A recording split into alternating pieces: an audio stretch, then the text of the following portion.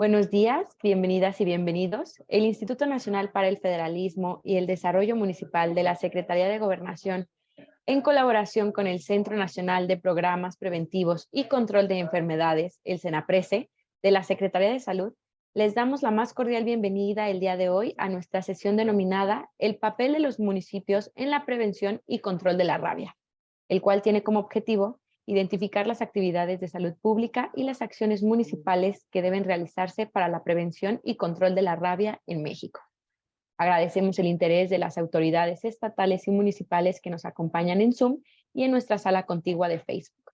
Para el INAFED es un gusto nuevamente estar aquí con todas y todos ustedes en este espacio de diálogos virtuales y esperamos sea de utilidad la información y herramientas proporcionadas. Les comentamos que en caso de presentarse una situación no planeada durante la sesión como un sismo, pérdida de conexión a internet o pérdida de luz, restableceremos la conexión para dar seguimiento a la sesión en el momento que nos sea posible. Muchas gracias por su comprensión. A nombre del INAFED, me permito presentar a nuestro titular, el licenciado Ignacio Valle Fernández, y de igual forma me permito presentar a mi compañero, el licenciado Ernesto Rodríguez Sáenz, director de descentralización. Por parte del Centro Nacional de Programas Preventivos y Control de Enfermedades, saludamos con gusto y les damos la más cordial bienvenida a nuestros ponentes el día de hoy, quienes son el maestro José Ramón Fernández Colín, responsable de rabia en el reservorio, en la subdirección de rabia y otras zoonosis en el CENAPRESE, y al médico Ignacio Antonio Chávez Flores, responsable del componente en humano en la subdirección de rabia y otras zoonosis, de igual forma en el CENAPRESE. En este sentido, daremos paso al mensaje de nuestras autoridades y me permito cederle el uso de la voz a nuestro titular, el licenciado Ignacio Valle Fernández. Adelante, coordinador. Gracias, Leslie. Bien, en nombre de la Secretaría de Gobernación y de nuestro propio Instituto Nacional para el Federalismo y el Desarrollo Municipal, INAFED, que pertenece a la Secretaría de Gobernación, saludamos a todas las personas, particularmente funcionarias y funcionarios de los distintos ayuntamientos del país que tomaron la decisión y se interesaron por este diálogo de INAFED con temas de la Secretaría de Salud.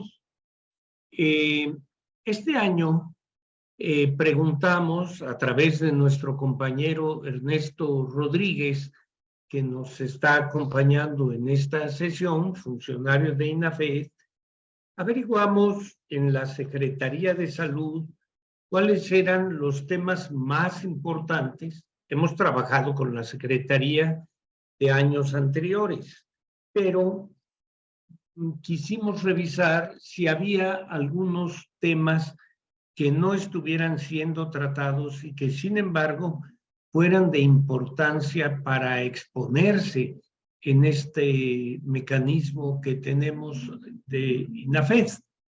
Y entre los temas que la Secretaría de Salud, a la que agradecemos mucho su entusiasta colaboración, surgió y se nos propuso este tema de lo que pueden hacer los distintos municipios para la prevención y el control de la rabia, que tiene pues singular importancia, porque, bueno, todos más o menos sabemos que este virus de la rabia que existe en todo el mundo, cuando queda inoculado en el cuerpo de un mamífero, ataca, creo, a todos los mamíferos o puede atacar, y entre ellos al ser humano, termina afectando al sistema nervioso central.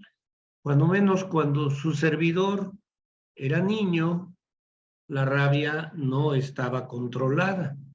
Y en el imaginario de mi época de infancia y de juventud, era una afección verdaderamente espantosa. Las escenas que se describen de la gente que era afectada eran terribles.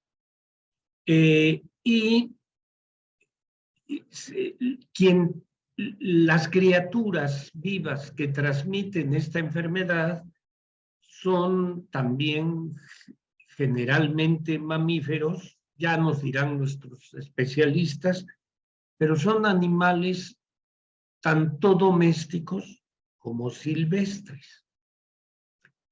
Hubo un adelanto muy grande antes de que concluyera el siglo XIX, porque Louis Pasteur, que también adquirió un prestigio muy merecido, trabajando también con microorganismos, con el sistema de pasteurización, pues fue también el creador de una vacuna. Yo imagino que ahora debe haber progresos frente a lo que logró él, pero fue una vacuna contra la rabia.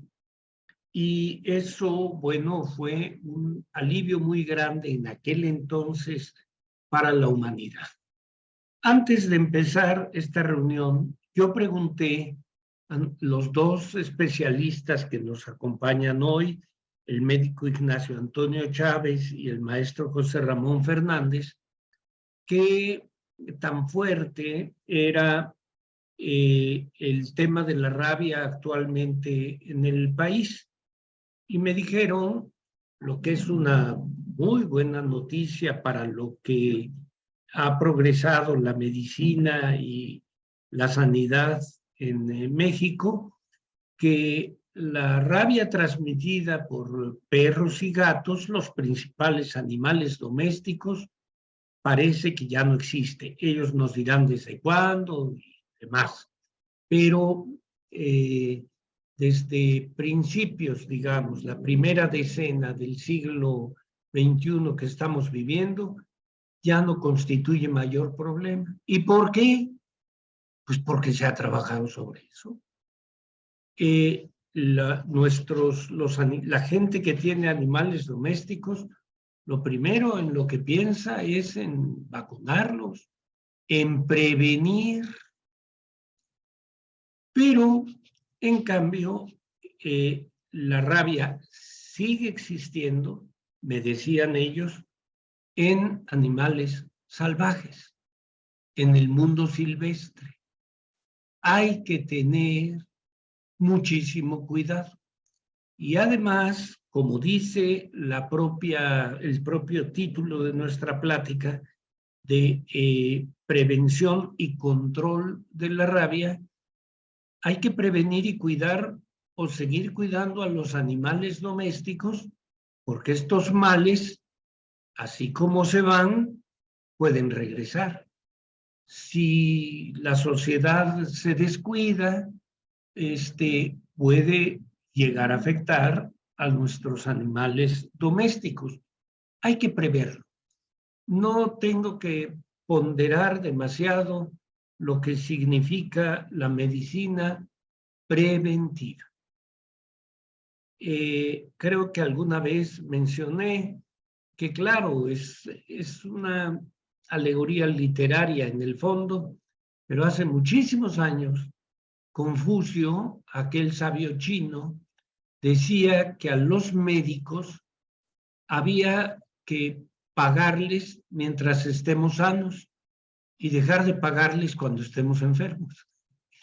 ¿Qué quiere decir? Es una manera indirecta de saber que lo que tenemos que hacer es cómo no enfermarnos individualmente y como sociedad en su conjunto.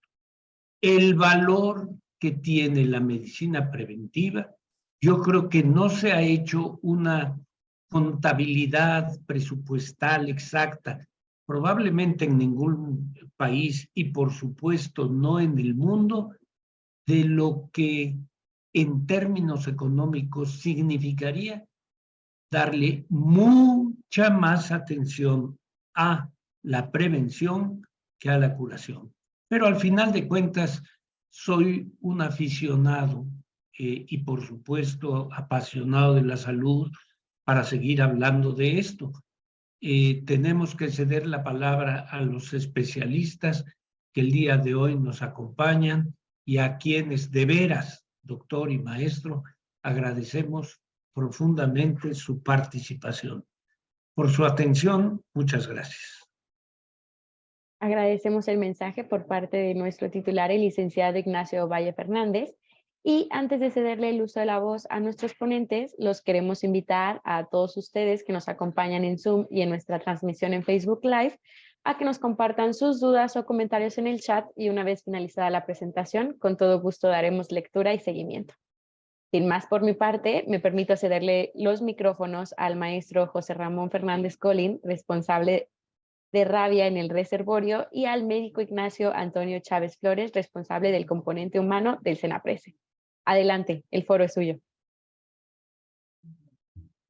Muchas gracias, licenciado Valle. Muchas gracias, Leslie, por la invitación. Realmente es un foro diverso en el que vamos a tener la oportunidad de compartir algunas de las cosas más trascendentes en el tema de rabia en el país. Por lo mismo, yo quisiera comentar que va a haber muchas dudas que salgan, sobre todo de tipo técnico, durante esta presentación. Nosotros estamos abiertos a contestar cualquier tipo de duda, desde lo más básico en el tema de rabia hasta aspectos un poco más puntuales, un poco más específicos en el tema del control y la prevención de rabia en México. Entonces, para eso estamos abiertos y no sé si me pudieras compartir la presentación, doctor Chávez. Ya, ok, ya la estoy viendo. Entonces, pues voy a iniciar. El tema para el cual nos invitan el día de hoy es el papel de los municipios en la prevención y control de la rabia. Repito nuevamente, es un foro tan diverso, de diversos perfiles. Nosotros estamos suponiendo que hay personal desde técnico muy especializado en el tema de salud pública, en el tema de rabia, pero también gente que participa de manera ardua en actividades diversas en los municipios. Entonces, trataremos de ser lo menos técnicos posibles. De esa forma está diseñada la presentación. Repito, cualquier duda que tengan ustedes al respecto, con todo gusto la estaremos atendiendo. La que sigue, por favor. Bueno, el objetivo de esta presentación o de este taller, de este foro, de este día de diálogos es identificar las actividades de salud pública y las acciones municipales que deberán de realizarse para la prevención y control de la rabia en México. Comienzo diciendo que el tema del control de la zoonosis, no solamente de la rabia, pero en especial de la rabia el día de hoy, es un tema de responsabilidad compartida entre todos los actores públicos, entre todos los niveles gubernamentales, pero también entre la propia sociedad civil, ¿no? Nosotros debemos acercar los servicios como funcionarios públicos, como rectores de un programa de salud pública a nivel nacional. Debemos de bajar todas esas herramientas y los conocimientos para que la gente, la misma población, conozca qué se hace en el tema de rabia, conozca qué es la rabia, conozca cuáles son los mecanismos principales para prevenir que pudieran contagiarse de dicha enfermedad, no solo ellos como población humana, sino también sus animales de compañía, en este caso principalmente perros y gatos. Ya lo veremos más adelante porque les comentamos esto. La que sigue, por favor. Y bueno, sin afán también de hacer muy tediosa esta presentación, que sea una charla más amena, pues no debemos de dejar pasar también lo que es el marco normativo, ¿no? No voy a leer de manera textual todo lo que nos dice la legislación al respecto en el tema de rabia, pero sí los aspectos más puntuales que nos llevan a dirigirnos, que nos llevan a conducirnos, ¿no? El marco normativo siempre va a ser importante para cualquier procedimiento público, para cualquier procedimiento en salud pública, para la instauración de cualquier tipo de programa. Y sí, y debe de estar sustentado en una legislación. Y vamos a platicarles de lo más general a lo muy particular en el tema que nos atañe el día de hoy. Y desde luego comenzamos citando a la Constitución Política de los Estados Unidos Mexicanos, nuestro artículo 4, que nos indica que toda persona tiene derecho a la protección de la salud. Y en ese sentido, la obligación de los actores gubernamentales para proveer los mecanismos para que esto así sea, ¿no? Después de ello, y en este mismo artículo 4 constitucional se centra básicamente de manera general, o nace de manera general, la Ley General de Salud, ¿sí? Y la Ley General de Salud, desde el artículo 4, en donde nos dice quiénes son autoridades sanitarias o quiénes legalmente son autoridades sanitarias en el país, siendo este el presidente de la República. La anterior, por favor. siendo este el presidente de la República, el Consejo de Salubridad General, la misma Secretaría de Salud y los gobiernos de las entidades federativas, incluyendo el gobierno del anterior llamado Distrito Federal, actualmente la Ciudad de México. Entonces, en ese tenor podemos darnos cuenta aquí que no, legalmente no está reconocido la autoridad municipal como una autoridad sanitaria. Sin embargo, esto no quiere decir que está fuera de lo que es el quehacer de la salud pública en la gente sobre la cual tiene que servir, ¿no? La gente de su municipio. Y entonces el artículo 140 de esta misma Ley General de Salud nos indica que aquellas autoridades no sanitarias cooperarán en el ejercicio de la acción para combatir esas enfermedades transmisibles, estableciendo aquellas medidas que se estimen necesarias, sin contravenir las disposiciones que expida el mismo Consejo de Salubridad General y las normas oficiales mexicanas que dicte la Secretaría de Salud, ¿sí?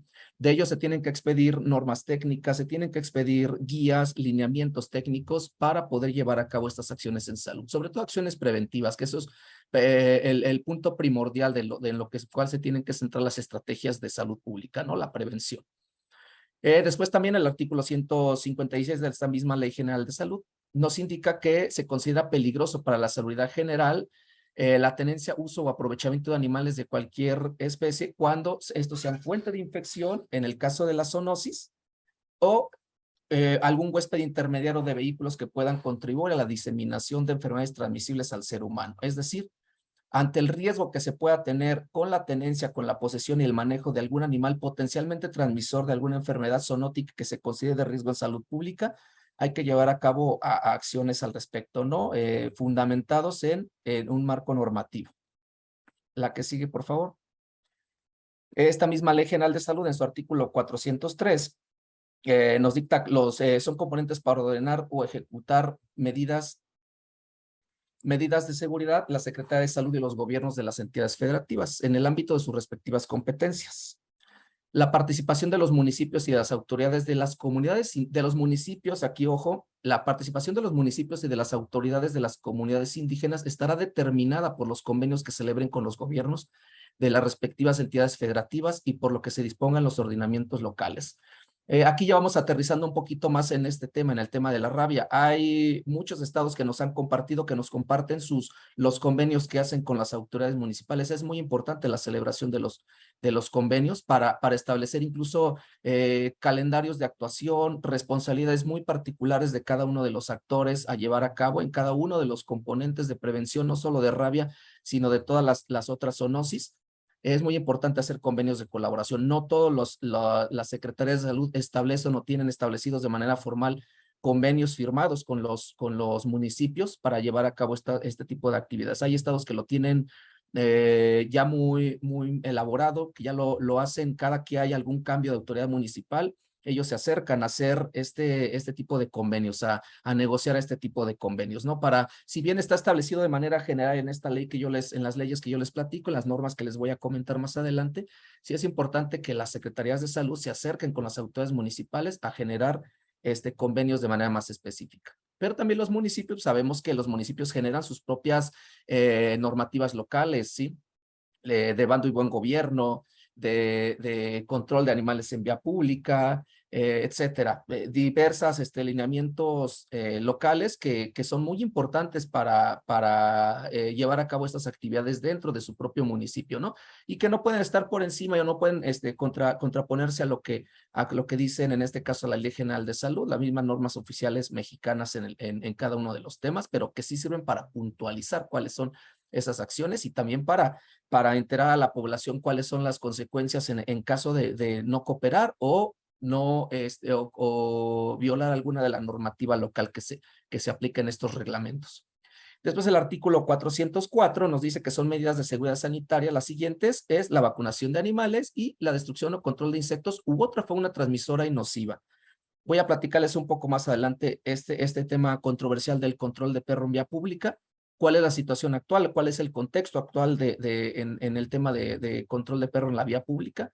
¿Qué es lo que se tiene que hacer y qué es lo que no se debe de hacer en este tema? Desde luego la vacunación de animales, específicamente hablando de animales de compañía, animales no de interés económico ni silvestres, estamos hablando de perros y gatos.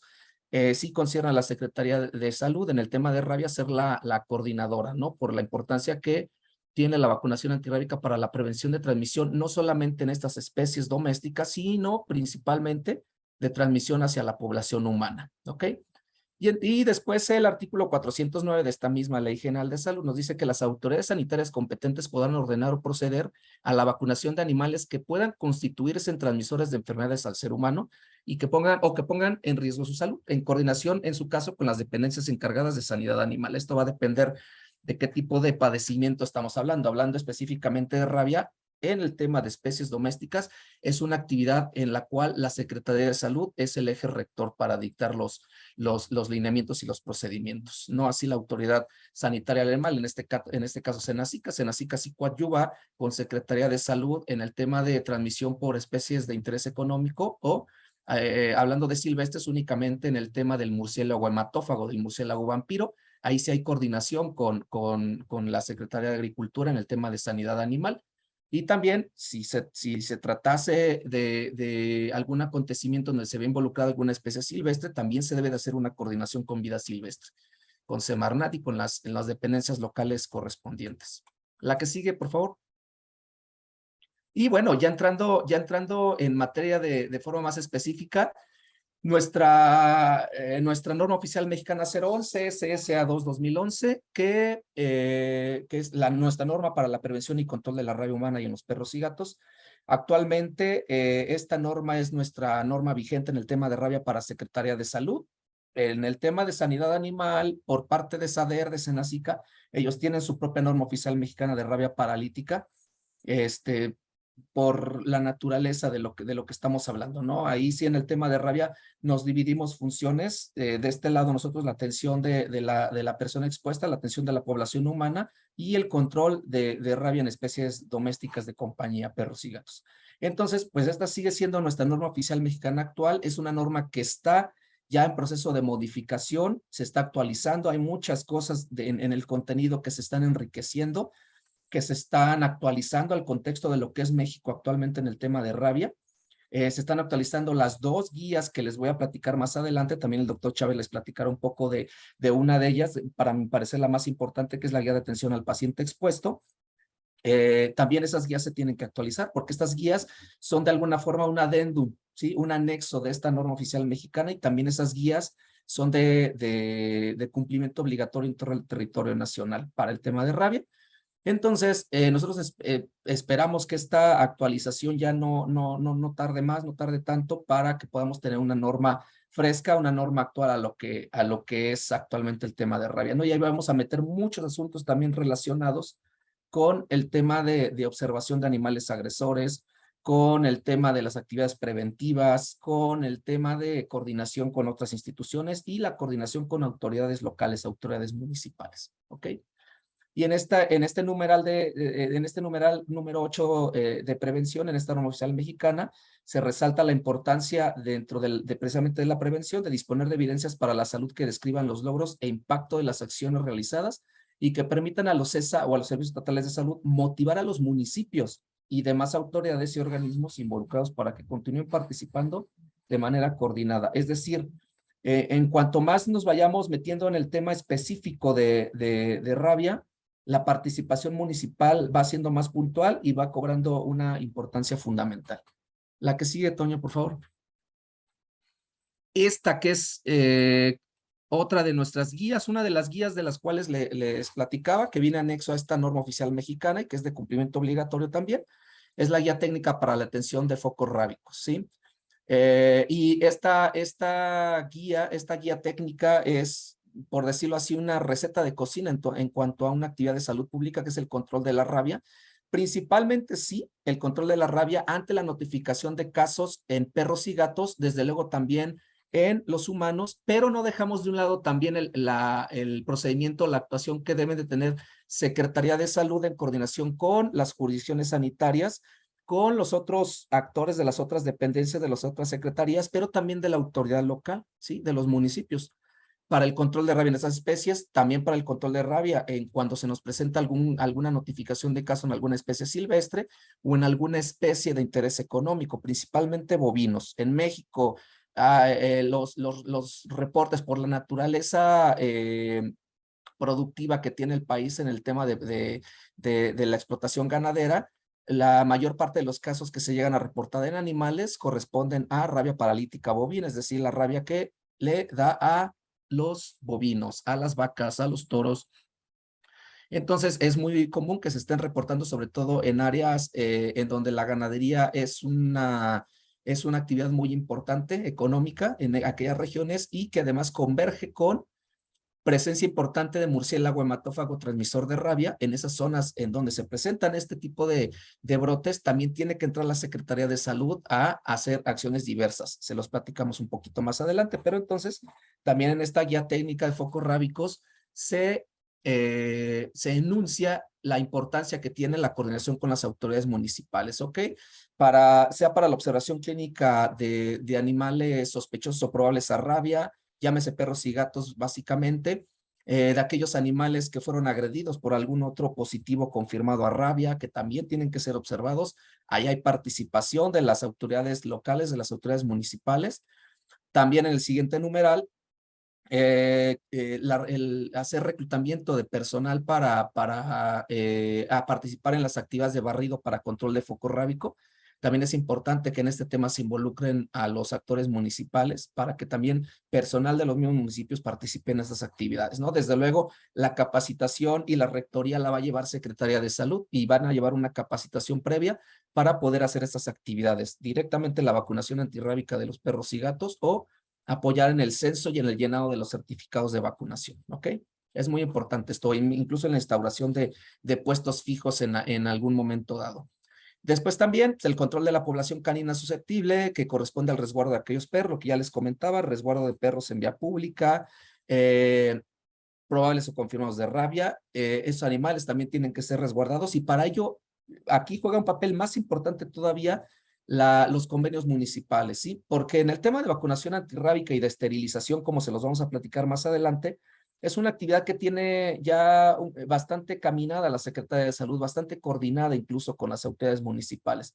Pero aún el tema del resguardo de animales, del levantamiento de animales que representan un riesgo para la población, es un tema álgido que administración tras administración hay que estar nuevamente acercándose a las autoridades municipales para poder hacer esta coordinación. Sí, algo que nosotros podemos identificar como una debilidad o que es algo que nos han compartido nuestros responsables estatales, mismos responsables jurisdiccionales, es esa debilidad de los cambios muy rápidos de las autoridades municipales, que en cuanto estás haciendo un trabajo ya con una autoridad municipal, de manera muy pronta ya llega un cambio y tienes que volver a hacer esta coordinación, ¿no? Volver a hacer este establecimiento de convenios, volver a echar a andar este trabajo operativo coordinado. Pero bueno, eso es parte de lo que tenemos que hacer, ¿no? Eso es importante y hay que seguirlo haciendo administración tras administración.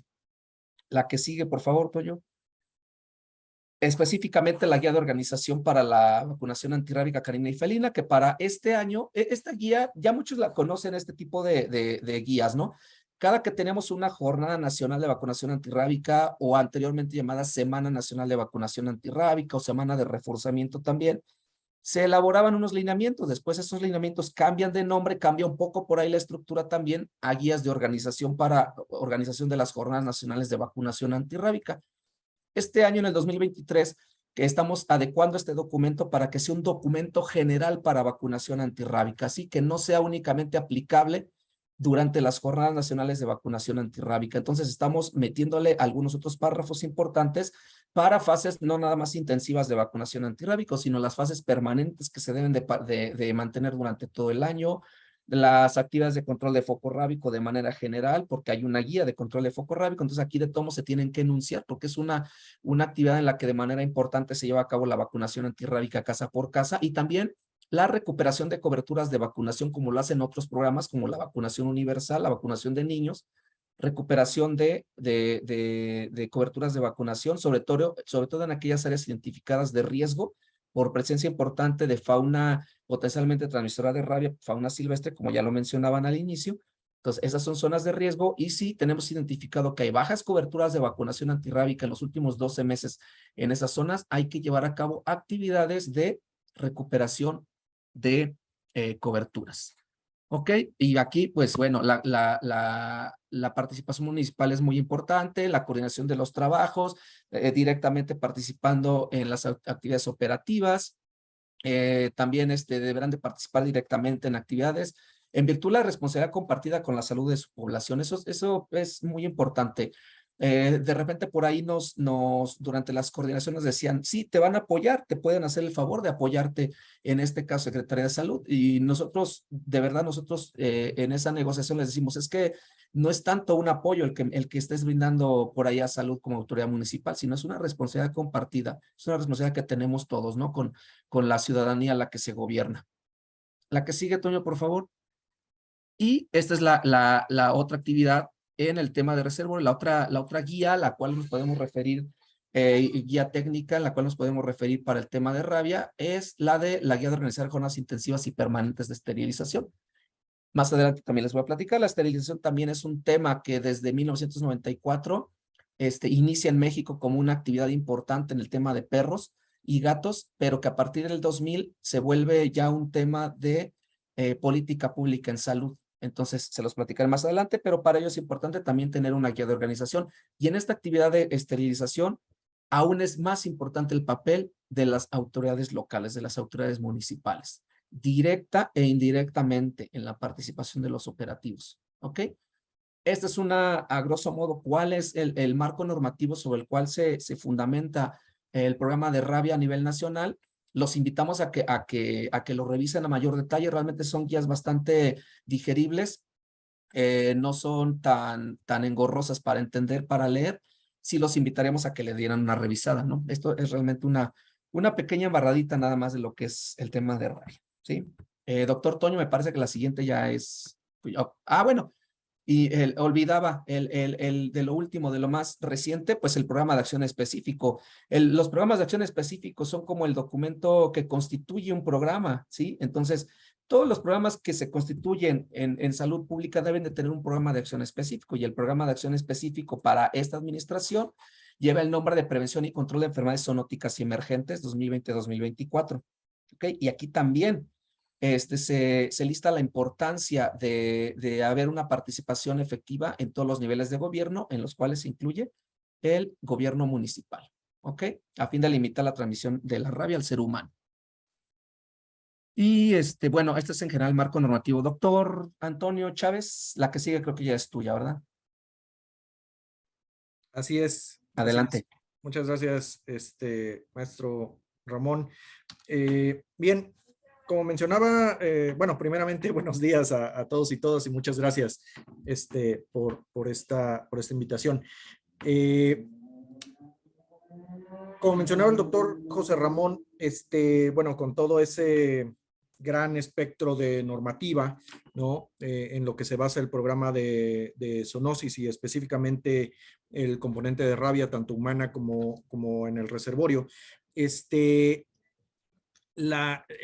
Todas estas acciones en el reservorio, ¿no? Como decía el maestro José Ramón, son de responsabilidad compartida, ¿no? Son las principales estrategias de prevención, bien lo decía el licenciado Ovalle, ¿no? Que son las principales estrategias de prevención. Sin embargo, bueno, también hay establecimientos municipales de salud. También existen estos establecimientos municipales de salud de atención médica como tal. Entonces, por ello también queremos o quisimos brindarles esta parte del panorama, cómo está el país en cuanto a la rabia humana. Ajá. Tomamos en cuenta los últimos años, los años de esta administración, de la administración actual. Entonces comenzamos en el 2019, de 2019 a 2022, en el cual hemos tenido 5 casos de rabia humana. Por ahí ya lo mencionaban al inicio, en el objetivo de esta sesión y en la bienvenida, en donde decimos, no tenemos rabia No tenemos rabia humana transmitida por el perro desde el año 2006. Los últimos 2 casos de funciones por transmisión de perro fueron en el año 2005, por ahí en el Estado de México. Ajá. Sin embargo, por eso decimos que la rabia sigue, la rabia existe, porque el virus de la rabia sigue circulando en la fauna silvestre, en los animales silvestres. Ajá. Y decíamos por ahí, mientras más en contacto esté la población, el ser humano, con esos animales, con ese tipo de fauna, pues vamos a tener mayor contacto y mayor riesgo, ¿no? Sobre todo en el sentido de estos asentamientos, por ejemplo, que cada día son más comunes, ¿no? Asentamientos en donde invadimos el hábitat de estos animales y entonces por ello tenemos este mayor contacto, ¿no? Este mayor contacto y obviamente el mayor riesgo. Entonces ustedes pueden ver en la gráfica de la izquierda cómo durante 2019 y 2021 no tuvimos casos por ninguna especie, no tuvimos ningún caso de rabia humana por ninguna especie. En 2020 por ahí tuvimos un caso y desgraciadamente el año anterior, 2022, tuvimos 4 casos. Tuvimos 4 casos.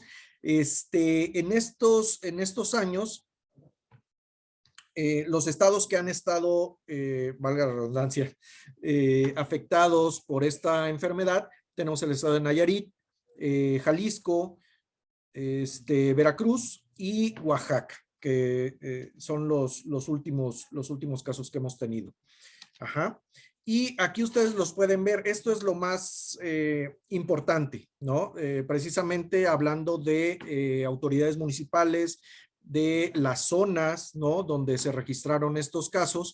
Tenemos que en Veracruz fue en el municipio de Tihuatlán, en la localidad Úrsulo Galván, ajá, y fue por un murciélago hematófago.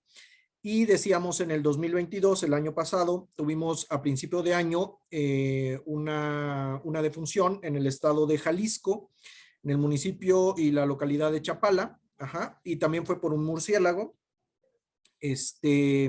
Posteriormente hubo una agresión, ya 3 agresiones se puede decir, en el mes de diciembre.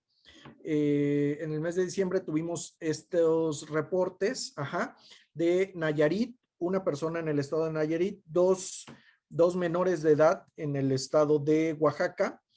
En el estado de Nayarit fue en el municipio de Compostela, en la localidad Lima de Abajo, y esta fue agresión por un gato. Hay que mencionar algo. El gato por sí mismo sí enfermó de rabia, sin embargo, el virus no es virus gato. No existe un virus gato, un virus de la rabia del gato. Ajá.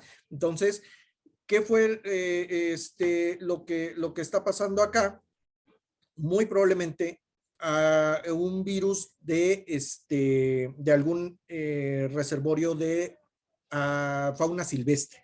Algún reservorio silvestre fue el que tuvo contacto con este gato doméstico, y el gato desgraciadamente desarrolló rabia,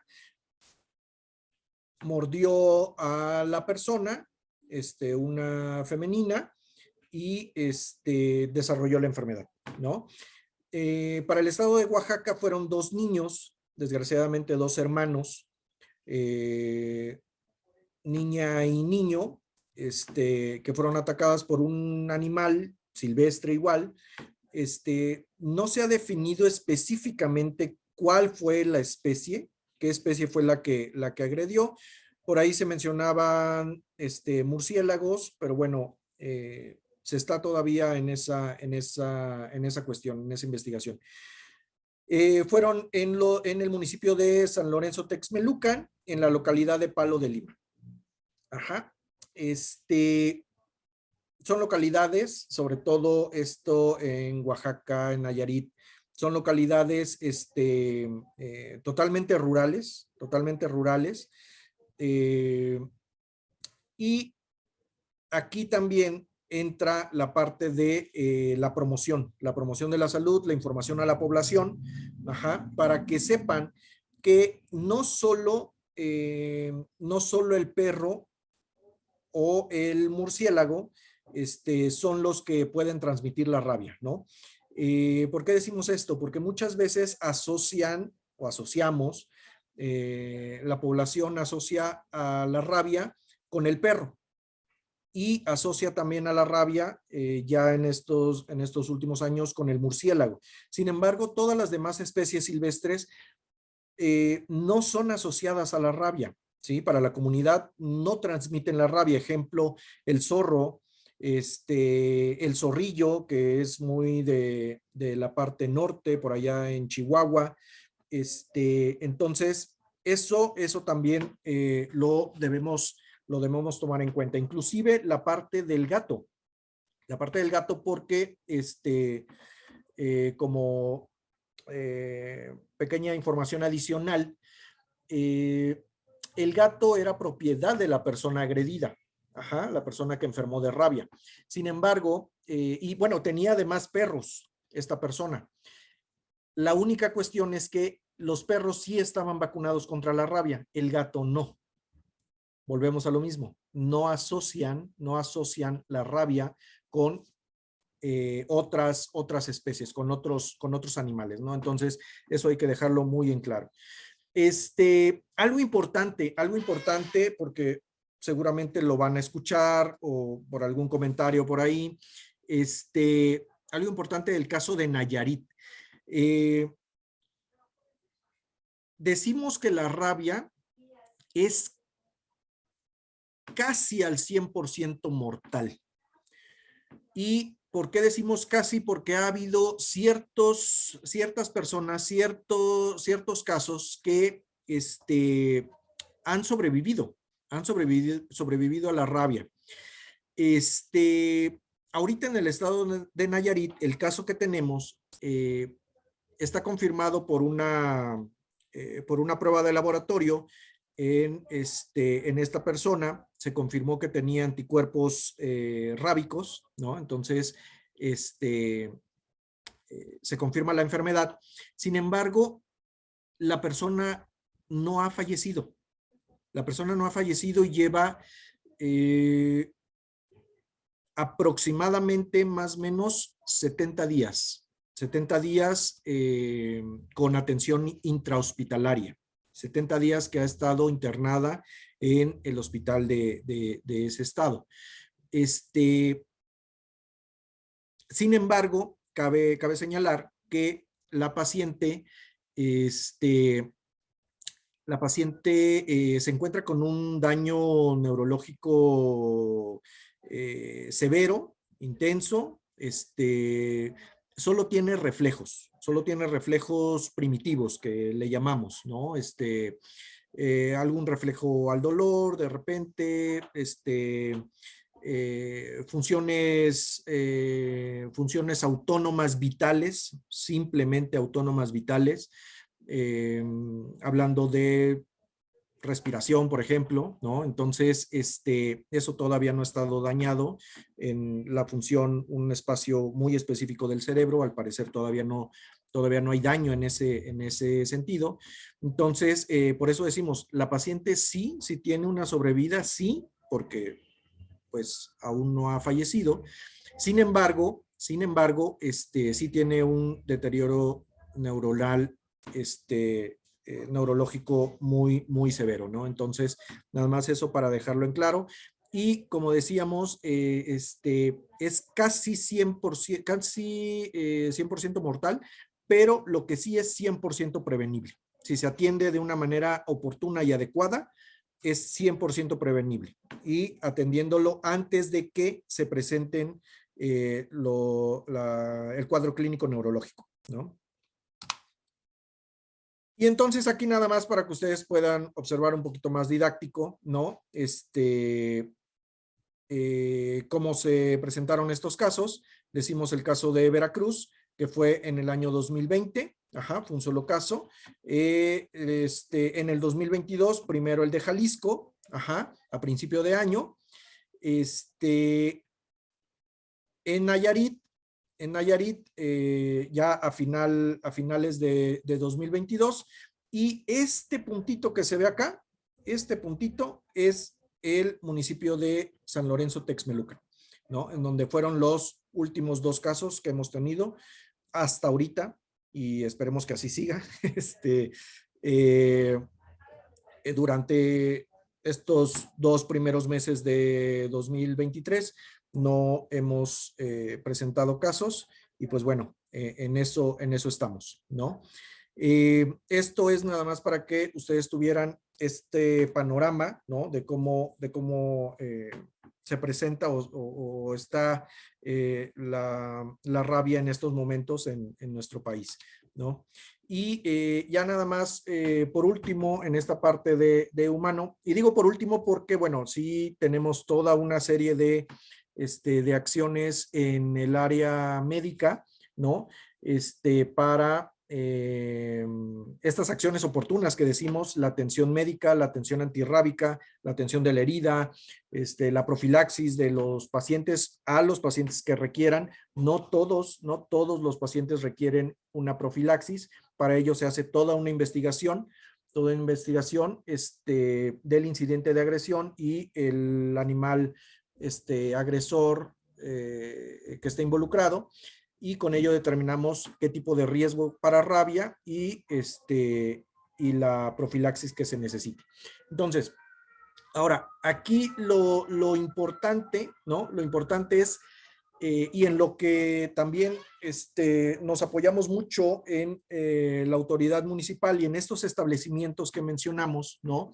Inclusive en el sentido, cuando se están haciendo las acciones en la comunidad, las acciones para prevenir la rabia en los reservorios, ¿no? Muy importante determinar o conocer si ha habido agresiones o contactos en esa zona, ¿no? Por animales capaces de transmitir la rabia, y tenemos estos carteles también que se han hecho, ¿no? Año con año, y entonces ahí podemos ver que no solo el murciélago, no solo el perro, sino también, por ejemplo, el zorro, el zorrillo también lo transmiten, ¿no? Y entonces es una forma de decir, vean estos animales también pueden transmitir la rabia, ¿no? Entonces, conocer si ha habido agresiones en estas zonas donde estemos trabajando, ¿no? Esta difusión de acciones de prevención, como por ejemplo estos materiales que tienen ustedes a su derecha, y obviamente el canalizar a estas personas que estuvieron en contacto con estos animales, ¿no? A la unidad de salud más cercana. Mientras más temprano lo hagamos, mientras más oportuna sea nuestra intervención, lo canalizamos a la unidad de salud, y el médico tratante, el médico de la consulta externa, ya tendrá todas las herramientas y estará capacitado para poder brindarle la atención médica y antirrábica que requiera cualquier persona en contacto con este tipo de animales, ¿no? Entonces, eso es en lo que coadyuvamos, en lo que hacemos estas acciones de prevención y control de la rabia en el tema del componente humano. Y continuaríamos con las acciones en el reservorio. Adelante, maestro. Gracias, doctor Toño. Sí, precisamente para prevenir que se presenten casos de rabia en el ser humano, pues la vacunación de nuestros animales de compañía es fundamental, pero hay otras acciones que se llevan a cabo, ¿no? De manera conjunta. Estas 4 acciones primordiales que yo les muestro en esta diapositiva son las que se tienen que coordinar en todos los niveles de atención, en todos los niveles de gobierno. La primera de ellas y la más importante es la vacunación antirrábica canina y felina, ¿no? Para ello hay distintas estrategias, pero una de ellas es la instauración de las jornadas intensivas de lo que antes conocíamos como las Semanas Nacionales de Vacunación Antirrábica, que ahora pasan a ser las jornadas nacionales de vacunación antirrábica, jornadas intensivas de vacunación antirrábica, en la cual se busca abarcar en un periodo corto de tiempo el mayor universo posible de perros y gatos susceptibles de recibir la vacuna. hablamos de susceptibles de recibir la vacuna, animales a partir de 1 mes de edad, y después cuyo calendario de vacunación para la Secretaría de Salud, para esta actividad de salud pública, como una acción gubernamental, se recomienda la revacunación a los 3 meses de edad de este animalito, por primera vez vacunado, y después la vacunación anual de por vida. Por supuesto que esto debe de ir sustentado y debe de ir apoyado en una vacuna de la más alta calidad.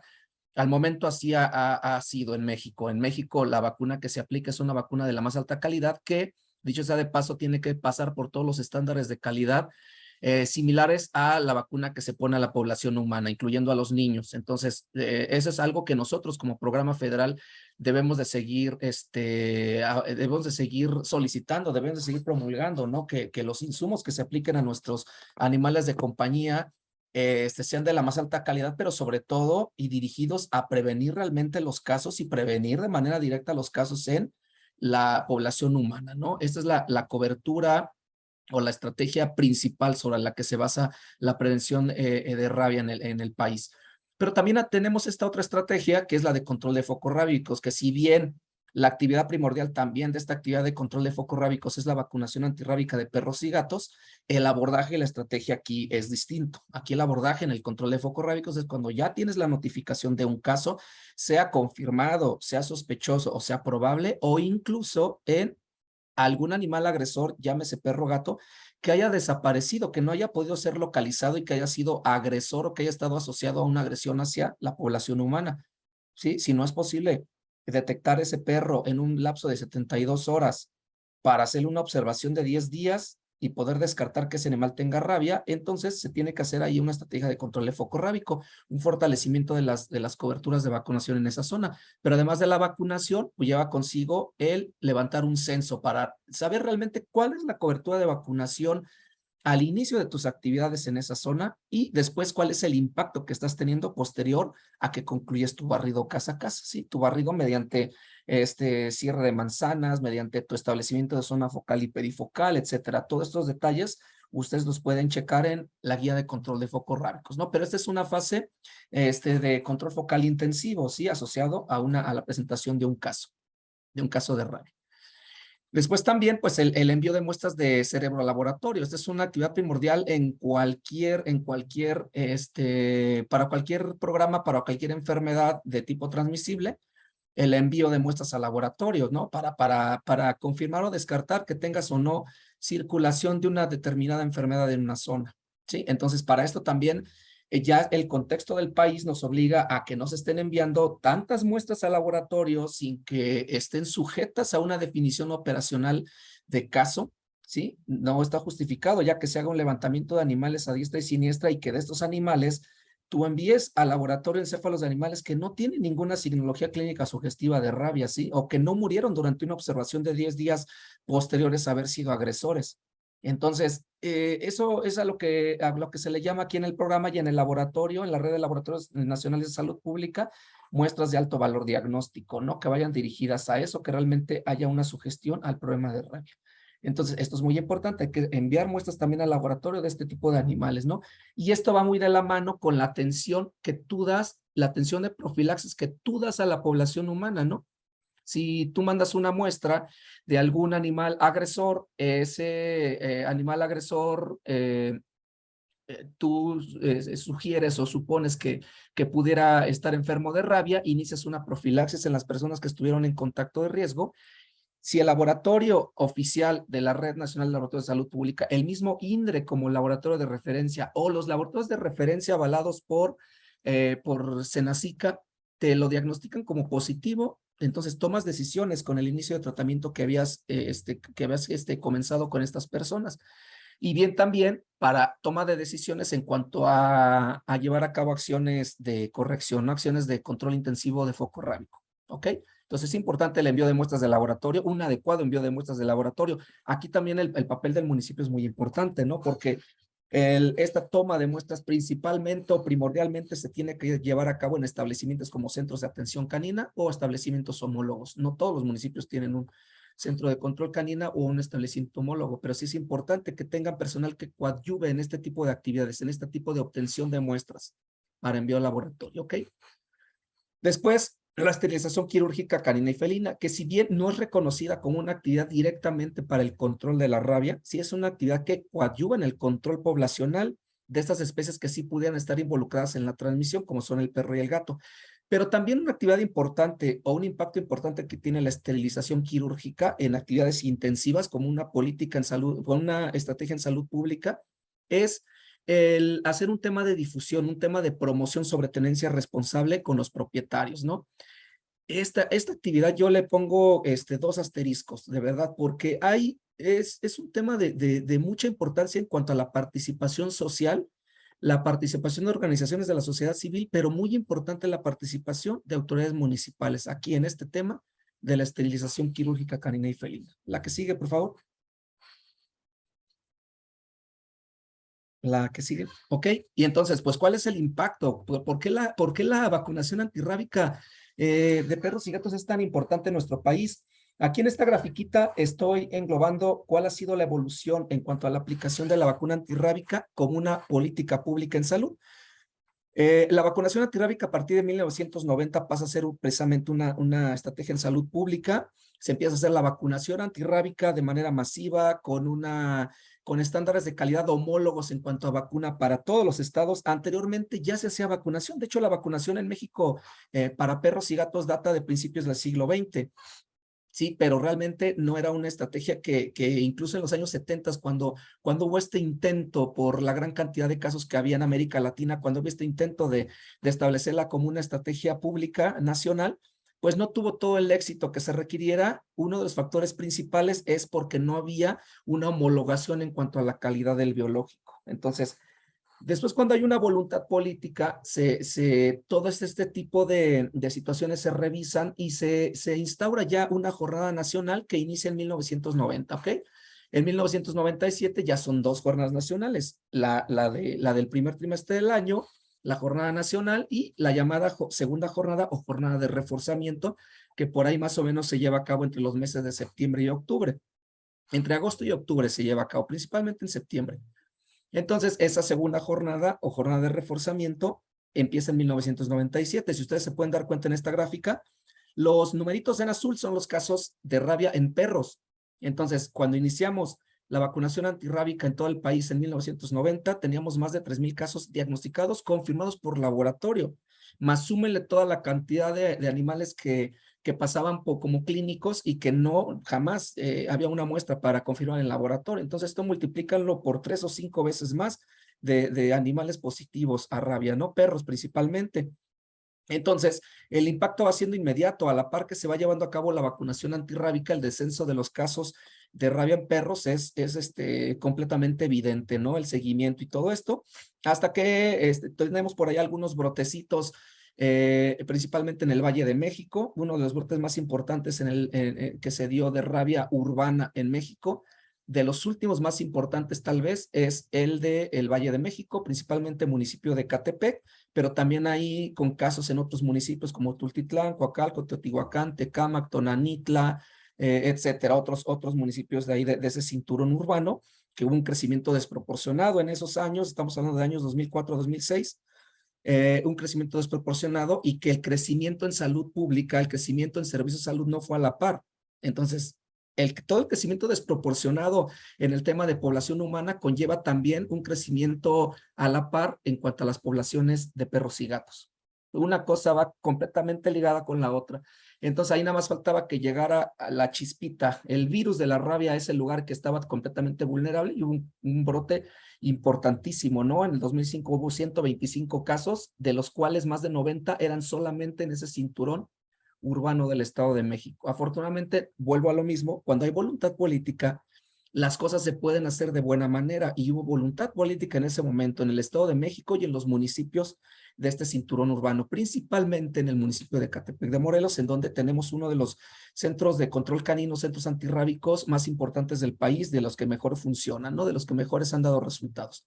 Después de ahí, pues ya tenemos algunos brotes, ya no tanto en el centro del país, sí ya en el sureste, algún brote importante entre los años 2013 y 2014 en Tuxtla Gutiérrez, Chiapas, en San Cristóbal de las Casas, por ahí de manera, no podemos decir que como brote, pero sí de manera permanente, algunos casitos en el estado de Yucatán.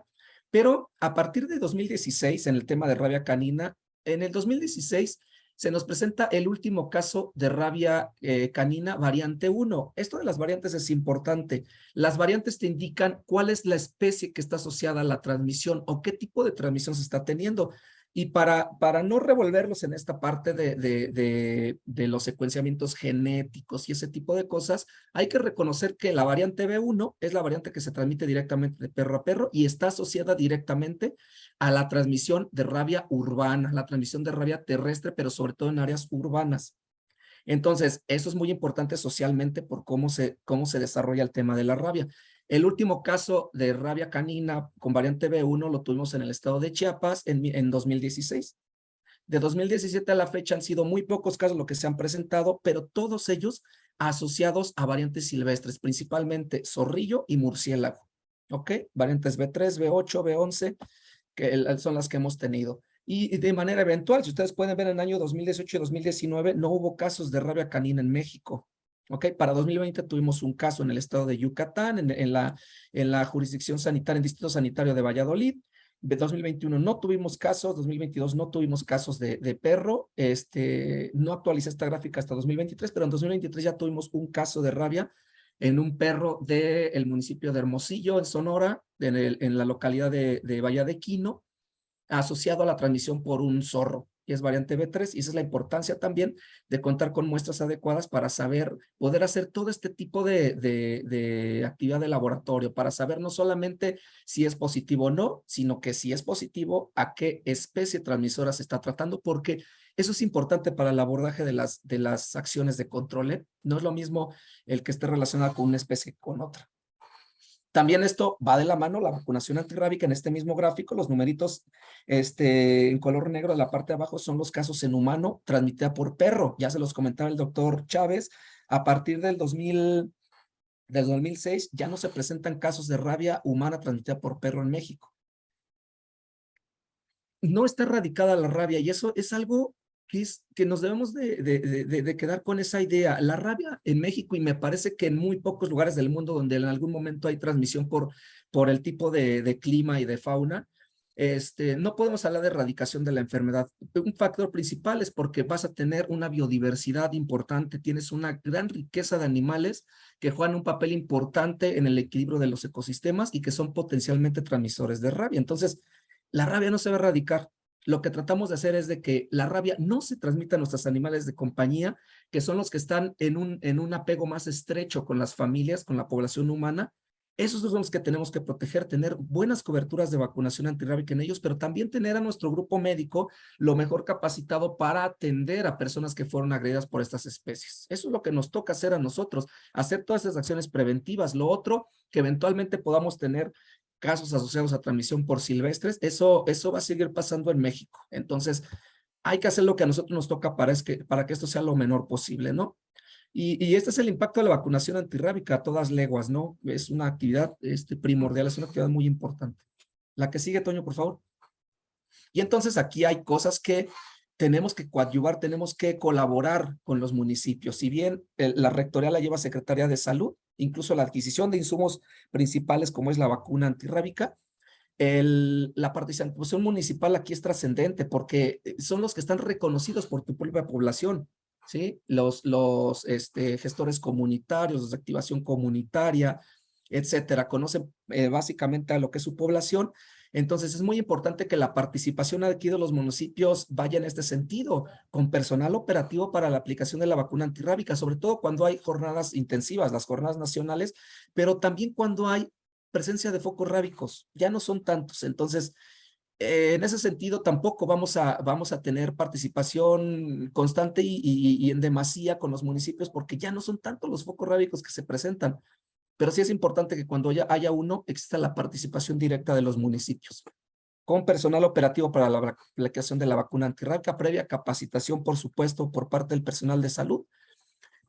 Con personal para el registro de animales vacunados y llenado de comprobantes, con disponibilidad de adecuación de espacios para la colocación de puestos fijos, ¿sí? Que tengan una sombra, que estén identificados, que haya perifoneo para que se difundan esas acciones en la comunidad.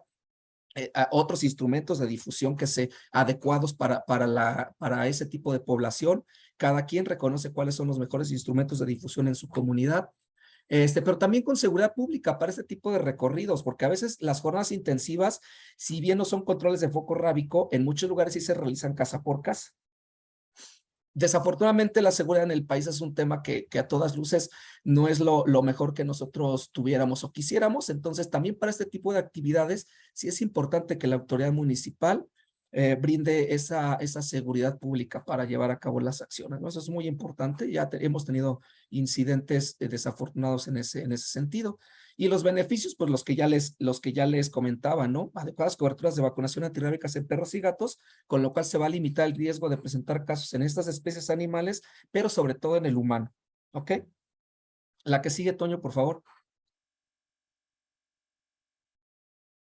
Y esta es la otra actividad de la que les platicaba, ¿no? La esterilización de perros y gatos, en la cual yo centro muchas esperanzas con los municipios en cuanto a la participación, porque sí se lleva a cabo. La participación del municipio es indudable en muchos lugares. De hecho, en muchos sitios, la actividad de esterilización en las comunidades, la rectoría la lleva principalmente las autoridades locales. Es una actividad permanente que hacen los municipios, permanente con la adquisición de insumos, con la contratación de personal para realizar las esterilizaciones, pero hay otros municipios en donde es prácticamente nula la participación en cuanto a este tema de esterilización y es una responsabilidad de todos, sobre todo en este tema. Entonces, igual a partir de 1994, de 2000, la actividad de esterilización pasa a ser un tema ya de una política en salud pública y hay un programa de acción específico. Hay un recurso y entonces aquí sí es importante, hay un recurso desde federal, por supuesto estatal, para insumos, para contratación de personal, pero y las organizaciones de la sociedad civil, sobre todo muy importante, que participan de manera muy ardua en este tema de esterilización, pero aquí el municipio también tiene que entrar con esta parte, ¿no? Con tener también personal para participación en estas actividades, para hacer adquisición de insumos, para completar los insumos que compran también los que aportan los otros actores. La que sigue, por favor. Hay una jornada de esterilización que llevamos ya desde el año 2016 en el mes de octubre, también aquí se pueden sumar. Esta esquemita es importante, ¿no? Esta lámina se las quería poner del lado izquierdo abajo. Una actividad de responsabilidad compartida en donde hay varios actores que tienen que converger para que se lleve a cabo lo mejor posible. Es una actividad que si la comparamos con vacunación antirrábica es una actividad que es más cara en el tema de inversión, pero que, y que por eso requiere la participación de diversos actores. La que sigue, por favor. Y aquí también, pues, ¿cuál es la participación que se solicita que tenga el municipio? Lo mismo con el personal profesional, sobre todo médicos veterinarios para realizar esterilizaciones en operativos intensivos, personal circulante, adquisición de insumos diversos para la actividad, medicamentos, material de curación y otros consumibles, disponibilidad de adecuación de espacios para campañas, la organización de las campañas y la difusión local de las mismas, que se coordinen con la jurisdicción sanitaria, con las unidades de salud para llevar a cabo estas campañas y que se asegure mediante difusión y mediante elaboración de listados que se tenga un número mínimo de animales a esterilizar para poder movilizar el recurso por parte de salud. Los beneficios van a ser muchos, ¿no? Coadyuvar en el control de poblaciones de perros y gatos en vía pública. Esto coadyuva también a la disminución o a la prevención de agresiones de estas especies animales a la población humana. Coadyuva en la prevención para la contaminación de los espacios públicos con materia fecal. Y también importante, la prevención de atropellamientos de estos animalitos y la posible consecuencia de accidentes de tránsito. La que sigue, por favor. Y bueno, esto ya se los comentaba a grosso modo, ¿no? La participación en el control de perro en vía pública, en la obtención de muestras para envío a laboratorio, en la observación y control de animales en contacto de riesgo, tener un espacio adecuado para la observación de estos animales y el envío de muestras para vigilancia por laboratorio a la red de laboratorios de salud pública. La que sigue, por favor. La promoción de la salud que es permanente, debe ser permanente, debe ser importante y debe de fortalecerse según la necesidad de cada región, ¿no? Nosotros en los temas que tenemos mensuales de las jornadas nacionales, como es el Día Mundial de la Rabia, como es la Jornada Nacional de Esterilización, la Jornada Nacional de Vacunación y algunas otras actividades, tratamos de hacer materiales para difusión nacional encaminados a difundir el tema que más nos interesaría que la población conociera. Y en este caso, si ustedes se dan cuenta, es mucho la relación con la fauna silvestre, ¿no? La población debe de conocer el riesgo que hay con la transmisión de rabia por fauna silvestre. Doctor Chávez, si nos quieres compartir los comentarios finales, por favor, de esta presentación. Sí, muchas gracias, maestro Ramón. Bueno, ya con todo esto, para los últimos comentarios, es esta coordinación interinstitucional en los temas de salud pública es indispensable, es primordial para con ello tener este impacto que nos mencionaba también el maestro José Ramón y obviamente mejores beneficios, mejores resultados en beneficio de la comunidad, de la población. Siempre todo va dirigido hacia la población. Las actividades en el tema de prevención y control de la rabia en México son esencialmente de responsabilidad compartida. Esto es muy importante, es responsabilidad compartida entre todos los niveles de gobierno, inclusive la sociedad civil y las instituciones del Estado, en este caso salud, ¿no? Inclusive otras instituciones como SADER y Semarnat. Lo anterior es considerando que nuestro país tiene una vasta biodiversidad de animales silvestres que pueden ser transmisores de rabia, por lo que estas acciones como la vacunación antirrábica, la atención oportuna de las personas agredidas, y la información a la población es fundamental. Esto es lo que debemos hacer.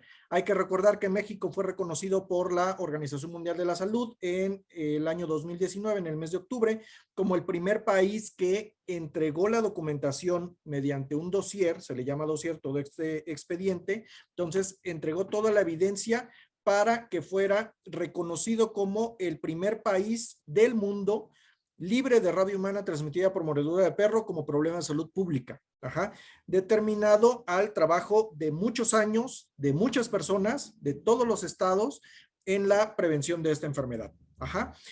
Y por último, dichas acciones, todas estas acciones que hemos mencionado el día de hoy, de prevención y control, realizadas en conjunto con la autoridad municipal, van a coadyuvar a lograr el objetivo principal del país y del programa, que es mantener precisamente a México sin casos de rabia humana transmitida por perro y limitar los transmitidos por animales silvestres. Por lo que el compromiso de las autoridades municipales es invaluable, es primordial y esencial. Entonces, con esto terminamos. Agradecemos infinitamente la invitación. Reciban un cordial saludo del doctor Ruy López Ridaura, de nuestro director general del Senaprese, y la doctora Verónica Gutiérrez Cedillo, nuestra subdirectora de rabia y otras zoonosis. Y están los correos de la subdirección. Muchísimas gracias. Agradecemos mucho la presentación por parte del maestro José Ramón Fernández Colín y del médico Ignacio Antonio Flores Chávez. Y de igual forma agradecemos el interés de las autoridades municipales y estatales que nos acompañaron el día de hoy. A continuación, le voy a ceder el uso de la voz a mi compañero el licenciado Ernesto Rodríguez Sáenz para que nos brinde unos comentarios finales. Adelante, Ernesto. Muchas gracias. ¿Qué tal? ¿Cómo están, amigos, amigas? La verdad es que nos da mucho gusto que nos hayan acompañado en esta sesión. Oye, Ramón, Antonio, primero felicitarlos, agradecerles que se hayan hecho también un espacio en su agenda. Y después comentarles rápidamente dos cosas, y rápido porque la verdad es que ha sido muy interesante y tenemos dos cosas que yo quisiera resaltar por lo menos. Una, un público experto. Vemos con agrado que nos han acompañado responsables de salud municipales, también veterinarios, y el tipo de preguntas que tenemos así lo demuestran. Y dos, tenemos muchísimas preguntas, Ramón, Antonio. Pero al mismo tiempo tenemos un problema de tiempo. Tenemos casi 15 minutos, entonces a reserva de dos cosas. Una, que les podamos transmitir a ustedes la sesión del chat para que si consideran hacer un comentario más amplio y después devolverlo a los compañeros y compañeras a través de INAFED, se los vamos a agradecer. Y dos, que si nos pueden ayudar a ser puntuales en sus respuestas, En el Inter, mi compañera Leslie y yo hemos estado revisando las preguntas. Fíjate, tenemos 20 o más preguntas, ¿no, Leslie? Y solo en aras, por cuestión de tiempo, las hemos estado tratando de agrupar y ojalá que lo hayamos logrado con la pertinencia posible, ¿no? Dicho lo anterior, Leslie, si nos puedes ayudar a ir leyendo las preguntas como en paquete y ver si Ramón y Antonio nos pueden dar un comentario puntual también. Muchas gracias, Ernesto. Sí, debido a nuestro corto tiempo, les voy a pasar preguntas de 2 en 2 para sus puntuales respuestas. Y vamos, voy a dar lectura a algunas. Nuestro participante Rodolfo Narvarte nos comenta. Hola, buenos días. Aquí desde Chihuahua, Chihuahua. ¿Consideran que existen vacunas y en general fármacos para el seguimiento de erradicación de rabia en la República Mexicana? Y de igual forma nos comentó que si aún aplican las 21 unidades de vacuna en el vientre como tratamiento contra la rabia humana. De igual forma, nuestro compañero Alonso Núñez Vargas nos comenta, ¿la rabia se puede transmitir si llego a ingerir carne de animales que tengan rabia o la temperatura disminuye el virus? Si me lleva a caer saliva en parte de mi cuerpo, cara, manos, piernas, etcétera, o simplemente mediante la mordida de un animal infectado donde el virus pasa al torrente sanguíneo. Y su otra pregunta, también de nuestro compañero Alfonso, es, ¿existe un carnet para animales de granja donde se lleve un control de vacunación? Caso del tema rabia, ya que son vectores de transmisión, como sucede con los perros y gatos. Adelante, por favor. Ok, bueno, en cuanto a la cuestión del ser humano, el biológico primero, eso de las 21 dosis ya no se aplica. Actualmente son 4 dosis nada más de vacuna antirrábica humana. Hay un esquema de vacunación. El día 0 es el día de la primera vacunación. Al tercer día es la segunda dosis. A los 7 días la tercera dosis y a los 14 días la cuarta dosis. Ese es el esquema actual. Y dependiendo del tipo de riesgo, si es riesgo leve, hay diversos factores para ello, pero si es riesgo leve, solo es la vacuna antirrábica humana. Si es riesgo grave, se aplica además inmunoglobulina antirrábica humana, que son anticuerpos ya formados para proteger al paciente. La otra cuestión, el virus se inactiva en el medio ambiente, no dura muchos segundos, se inactiva, es termolábil el virus. De hecho, se puede inactivar inclusive, por eso decimos que hay que lavarse con agua y jabón, porque el agua jabonosa inactiva el virus también. Entonces, con que coman carne, no va a pasar nada, si está bien cocida, ya con eso se murió el virus.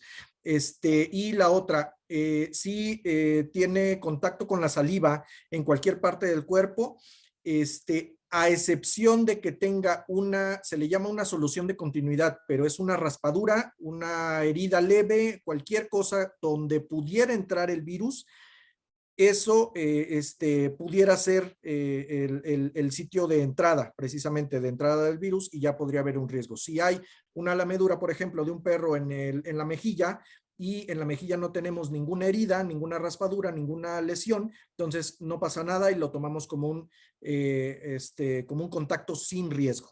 ¿Sale? Muchas gracias. En el tema del riesgo por consumo de carne de algún animal que murió de rabia, como ya lo mencionó el doctor Chávez, es un virus termolábil. Con el cocimiento se muere el virus, pero esos animales no son aptos para consumo, tienen que ser desechados. De eso tal vez no es mucho nuestra área, es más área de Comité de Fomento Pecuario, pero eso es la información que nosotros difundimos junto con ellos. ¿Cuál es el riesgo? No tanto el consumo, sino el tablajeo, el procesamiento que se hace de la carne, porque se transmite por la saliva principalmente, sí, pero también por la manipulación importante de tejido nervioso de un animal positivo. Entonces, es carne que no es apta para el consumo humano. Y en el cuanto si tienen un carnet, esto, cada explotación, cada propietario debe tener un carnet de seguimiento de la vacunación de sus animales, ¿eh? Y en este sentido también hay un seguimiento que le dan los comités de fomento pecuario. Desconozco si hay un estándar o algún carnet estándar por parte del Comité de Fomento Pecuario homólogo para todo el país. Ahí sí, no lo sé. Muchísimas gracias por sus puntuales respuestas y vamos a dar seguimiento. Nuestro participante Hugo S. vía Facebook nos comenta en qué consiste la actualización de la norma. Y por otra parte, esta fue una pregunta muy recurrente tanto en Zoom como en Facebook. Nos preguntan si tendrá fecha la Semana Nacional de Vacunación para este mes de marzo. Okay. La actualización de la norma se refiere precisamente a datos estadísticos, además de que se van a puntualizar estas acciones precisamente de prevención en el reservorio y la interacción con con las autoridades estatales de todos los niveles. También se va a especificar ahí. Y algunas cuestiones que, bueno, ya se han actualizado en la guía para la prevención, en la guía para la atención médica y antirrábica de la persona expuesta al virus de la rabia, en la cual nada más se hace referencia en la norma 011, ¿no? Esas son las actualizaciones. Gracias. Sí, también hay algo importante aquí para complementar el comentario del doctor Chávez, es que si nos dimos cuenta, para los que estamos más familiarizados con el tema de rabia, con el programa de rabia, la norma 042 de la Secretaría de Salud, que iba dirigida a un tema sanitario de los centros de control canina, fue derogada, ¿sí? Esa norma ya no tiene efecto, entonces muchos de los aspectos importantes de tipo sanitario que estaban en esta norma no pueden quedar por fuera, son importantes para el tema del programa, entonces se están incluyendo en este cuerpo de la norma 011. Después, lo de la Jornada Nacional de Vacunación Antirrábica, había una fecha que se había acordado con los estados en nuestra pasada reunión nacional de zoonosis en el mes de diciembre del 2022, y esta fecha había sido la última semana del mes de marzo y terminaba la primera semana del mes de abril.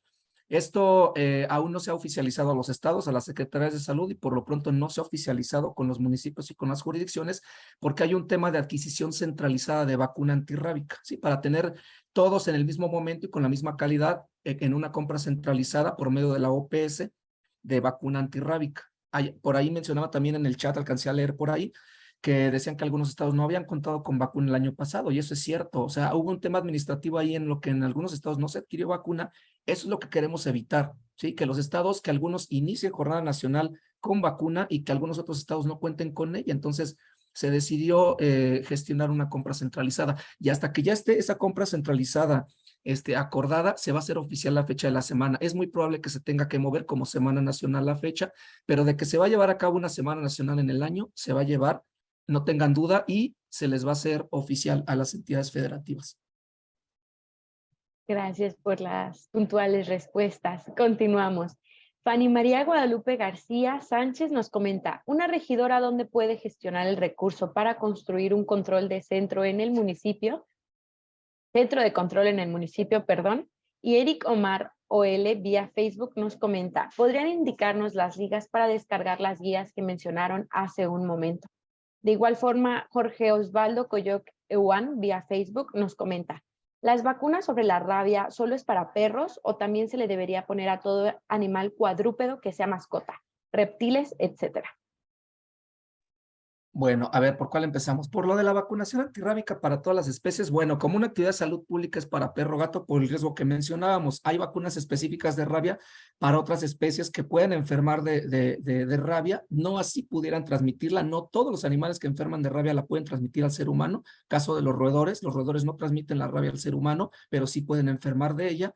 Algunas mascotas son las vacunas específicas para estos animales, pero la vacuna que se aplica en esas campañas es únicamente para perro y gato. La funcionalidad que tengan en otras especies de mamíferos la desconocemos, y de hecho no la recomendamos por el mismo registro que tienen y por los mismos soporte documental y técnico. Entonces, mencionaban aquí reptiles. Los reptiles no enferman de rabia, los reptiles no son mamíferos. Este tipo de especies por su temperatura corporal no enferman de rabia, y mucho menos serían capaces de transmitirla si no enferman de ella. Entonces, ahí no. Todos los otros animales llamados mamíferos, sobre todo de especies de interés económico, bovinos, ovinos, suinos, todas estas especies, hay regiones en donde hay programas de vacunación antirrábica importantes, sobre todo en bovinos. Eso no corresponde a salud, eso corresponde a SADER por medio de los comités de fomento pecuario. Y había otra pregunta, ¿cuál era?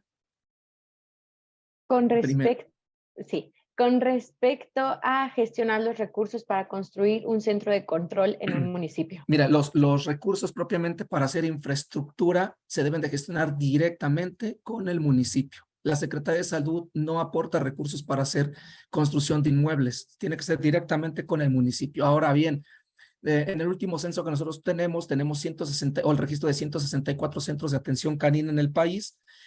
Más del 90% de ellos son operados propiamente por el municipio, ¿sí? Es decir, también la Secretaría de Salud tiene algunos centros de control canino, algunos centros de zoonosis que operan y que son edificios de la misma Secretaría de Salud, pero la mayoría son municipales, entonces la gestión se tiene que hacer directamente dentro del municipio con el área correspondiente para hacer ese tipo. Ya la asesoría técnica de operación, de salud pública y todo esto, sí puede haber una asesoría y una intervención directa de Secretaría de Salud, pero para ese tema de construcción es directamente dentro del municipio. Muchas gracias, maestro Fernández, por su puntual respuesta. Nuestra participante Mariela Rincón Acosta vía Facebook nos comenta: soy médico veterinario zootecnista y no se recomienda vacunar a partir del mes de edad ni la esterilización a los 2 meses. Sería bueno que checaran esa información. La charla está muy completa, pero es importante que recurran a un MBZ para complementar la información. De igual forma, sí, adelante. Bien, le comento, colega, yo soy médico veterinario zootecnista de profesión. Tengo ya más de 20 años con experiencia en el tema de rabia, no solamente en el tema normativo, también en el tema aplicativo, desde el nivel municipal, ahora ya 17 años en el nivel federal. Todos los lineamientos que nosotros sacamos o los lineamientos que nosotros recomendamos como una política pública son revisados con un grupo de expertos, no son unilaterales. Invitamos a la Universidad Nacional Autónoma de México, invitamos a los colegios de médicos veterinarios, a los expertos en el tema de rabia de los estados, a los expertos en el tema de rabia de los municipios, a investigadores. La situación con la vacunación del primer mes de edad no era recomendada hace muchos años porque se utilizaba una vacuna principalmente llamada Fuensalida, era una vacuna de virus vivos. Actualmente utilizamos una vacuna de virus atenuado que no le causa ningún efecto dañino a un animal de 1 mes de edad. ¿Por qué dice la literatura o por qué recomienda a los médicos particulares en el consultorio no aplicarla antes del mes de edad? Porque se sugiere un tema de inmadurez inmunológica, pero no por un daño. Esa vacuna no es capaz de hacerle ningún daño a un animal cachorro de esa edad. Lo peor que pudiera pasar es que no levante el título de anticuerpos adecuado que se quisiera para protección para rabia, pero por eso en animal de primer vacunación se tiene que vacunar 2 meses después como reforzamiento. Y esto lo decimos, compañera veterinaria, porque tenemos muchos registros de animales que enferman de rabia antes del mes de edad. Entonces nosotros tenemos que anticiparnos, no podemos esperarnos a que el animal ya esté inmunológicamente maduro para protegerlo. Nos anticipamos a protegerlo desde el mes de edad y lo revacunamos posteriormente a los 3 meses y al año. No le va a causar ningún daño. De hecho, es un biológico bastante noble, es atenuado, no le pasará nada. En el tema de esterilización es lo mismo. Nosotros en 2016 que hicimos nuestros lineamientos de esterilización a nivel nacional, también nos reunimos con un grupo muy nutrido de profesionales y de toda la literatura que nosotros checamos nacional e internacional, literatura de Europa, literatura de Estados Unidos y sobre todo de manera importante de Sudamérica. No está documentado del todo el tema de la esterilización prematura para posibles daños posteriores, ni en machos, ni en hembras, ni en gatos, ni en perros. Entonces nosotros tenemos que anticiparnos a que los animales tengan las primeras camadas y entre más jóvenes estén operando, por supuesto, a partir de 2, 3 meses de edad, es la recomendación que nosotros hacemos, reduces muchísimos temas de salud. Sí, la prevención no solamente de tener primeras camadas, sino también temas de prevención de tumores mamarios, en el caso de las hembras, de piómetras, y en los machos, tema de prevención de hiperplasias prostáticas, de tumores prostáticos y de algunos otros problemas como tumor veneno transmisible, etcétera. Creo que quiero ser lo más breve posible, pero es un tema muy amplio que es comúnmente comentado, pero créanme que todo lo que nosotros sacamos de aquí es comentado con profesionales en la materia. Muchísimas gracias, maestro Fernández, por esta puntual aclaración.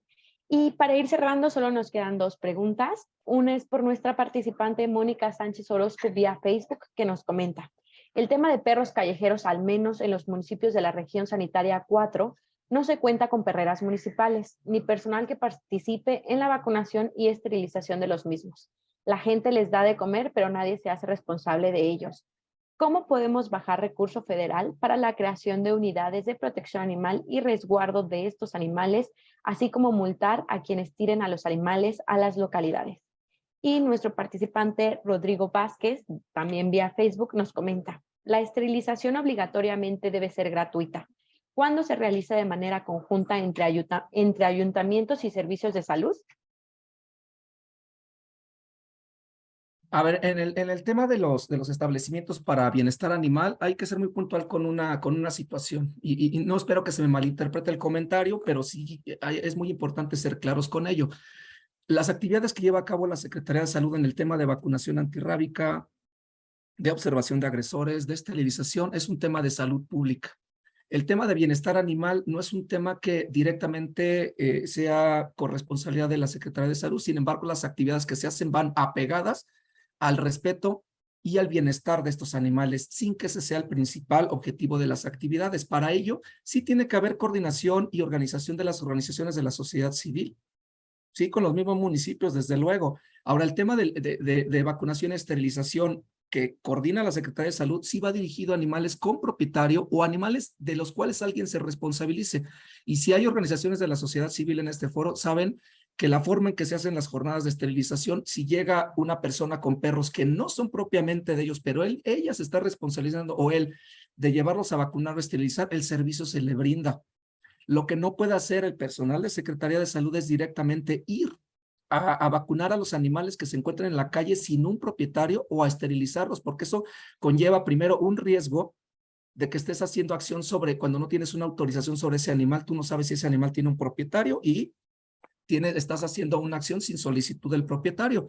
Pero también en el tema de esterilización hay un control postoperatorio del cual se debe de encargar un propietario, y si ese animal no lo tiene, también es una irresponsabilidad por parte de Secretaría de Salud. Entonces, sí es un tema de organización con las organizaciones de la sociedad civil, con el municipio, y en el cual desde luego participa salud, pero es un tema ahí que deben de coordinarse. Ahora, que sean obligatoriamente gratuitas, bueno, hay una corresponsabilidad también de la sociedad para que tengan responsabilidad y con sus animales, para llevarlos también a un médico veterinario, para llevarles su cartilla de salud, para desparasitarlos y para llevarlos a acceder a las campañas que llevan a cabo los servicios gubernamentales, vacunación, esterilización, ectodesparasitación contra garrapatas principalmente, pero es una responsabilidad de los propietarios. Ahora, que sea enteramente gratuita, por lo menos todo lo que baja de recursos federales y que se aplica en campañas, la solicitud que se hace en donde se aplica es que no se cobre, porque eso ya está pagado con los impuestos de los ciudadanos.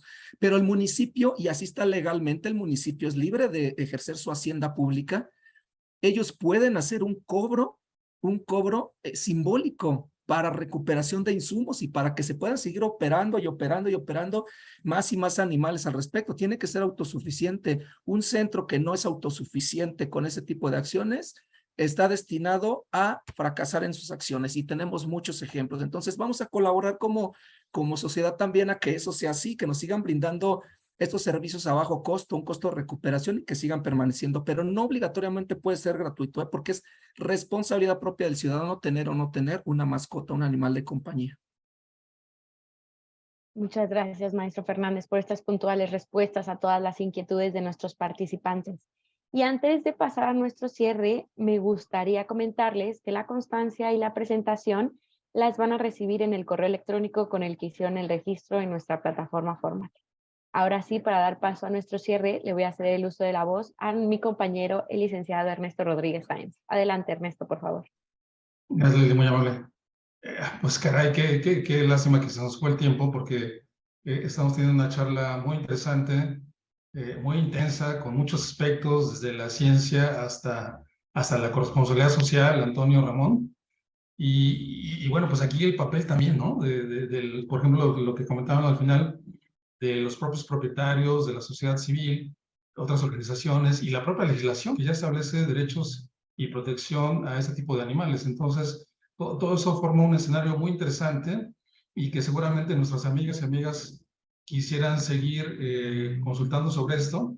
Y ya como última acción les pediría a Antonio, Ramón, si nos pueden reiterar sus datos de contacto en el chat para que aquellos que quisieran seguir aclarando, puntualizando o haciendo alguna pregunta puntual, pudiesen entrar en contacto con todos ustedes.